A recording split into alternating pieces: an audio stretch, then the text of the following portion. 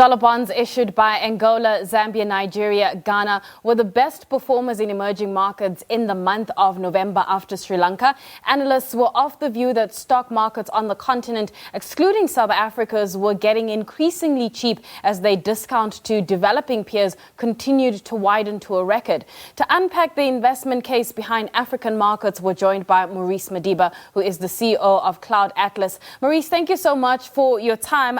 Let's look at the global situation right now. How has that impacted, the various African bourses? Yeah, so I think we've got two major things at play at the moment. The main one being COVID, and COVID-19, which has been with us as a world since last year for over a year now, almost going on to 2 years. And the vaccination rollout that's being started by a few governments and African governments going forward. And then the second one, which is also driving a lot of capital flow, has really been your Fed and the U.S. Federal Reserve and what their thoughts are on their interest rate in America, which, as we know, is quite close to negative at the moment. But there is some room for them to start increasing the rate with a few of the data prints that we've been getting, showing that there are signs of inflation in the U.S. economy. Those have really been keeping Africa awake at night in the past couple of months. Yeah. From your perspective, would you say investors are getting good at identifying opportunities on the continent? Yeah, I think the world has shifted a little bit, and we saw that early in the year with American markets and with forums so-called as Reddit forums, where people are picking up very cheap stocks and are able then to invest in sort of sentimental stocks that they have access to. On the African continent, we don't have as much a strong retail presence. A lot of our investors are buy and hold institutional investors. But when you look at the valuations of African companies, you're picking them up at least 18 to 25% cheaper than other emerging markets or frontier markets, and also certainly a lot cheaper than what you're picking them up for on the S&P 500.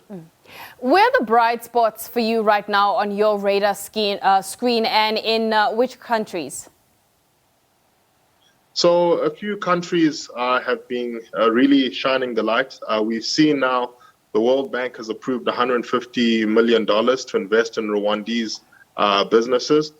We also saw the NBA host their first Basketball Africa League in Rwanda, which is expected to generate about $1 billion in value and in terms of valuation.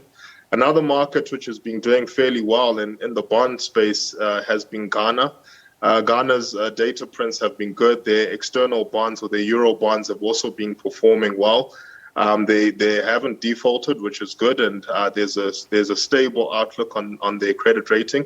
But they did something quite unique recently and issued a zero coupon bond, which was fairly unique to the market and particularly for African markets.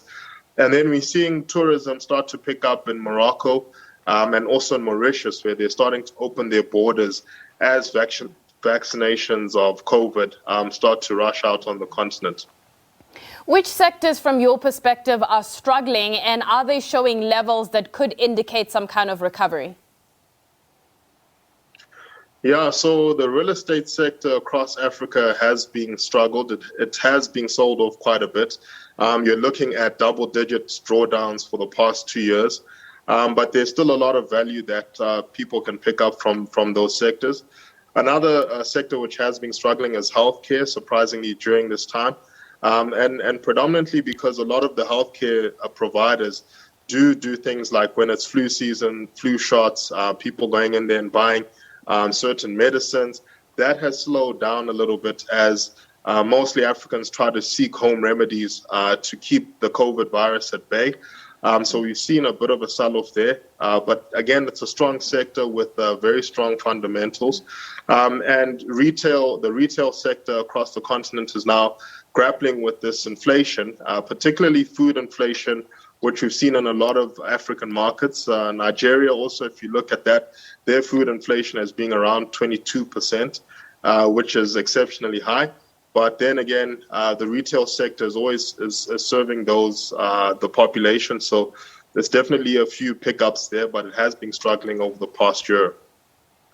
All right, Maurice, thank you so much for your time. That is Maurice Madiba, who is the CEO of Cloud Atlas Investing. Quite interesting to note that last year, Renaissance Capital mentioning that investors were overweight when it came to Africa's Eurobonds, which include Egypt, Kenya, Ghana, which we spoke about, Nigeria and Angola. Well, that's it for me. We'll have more news with my colleague Nompumelelo Saziba at the top of the hour. Your weather details are up next. It's a goodbye for me.